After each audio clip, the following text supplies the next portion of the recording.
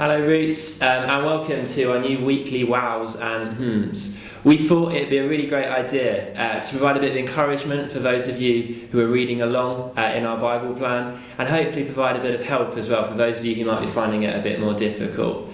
So every Thursday from now on, we're going to upload a video of maybe one of the familiar faces around St George's sharing their wows and their hmms for that day's passage. So to begin with today's, for those of you who've read it already, well done. We're looking at 2 Kings chapter 4, verses 1 to 7. And I flipping love this passage. We meet Elisha, who some of you will remember from 2 Sundays ago. And a woman comes to him begging him for help. And we get to see a full-blown miracle, which is awesome. So on to my wows.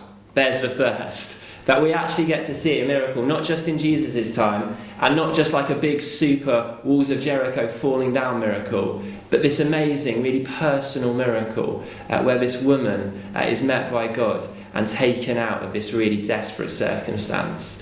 The second wow is that God doesn't just provide enough to get us by, but this woman has plenty of olive oil left over from this miracle to be able to provide for not just herself, but her 2 sons as well, and save them from the slavery that they were facing. Which leads me actually onto one of my hymns, which is to do with their family situation. Because when I first read this passage, I was thinking about the dad who's died, and thinking, is he a gambler? Why has he got all these debts? But when I was looking into it a bit more, I figured that actually it's a bit like what Jesus is talking about in Matthew's Gospel, that he'd spent so much time storing up his treasures in heaven, that he hadn't actually stored up anything on earth, and so his family is left in this situation. And that was a real challenge for me.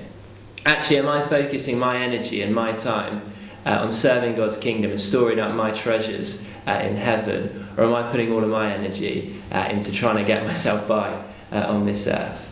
And the second sort of practical challenge that I found in this passage is actually how amazing that this woman has the humility to come to Elisha and ask him for help.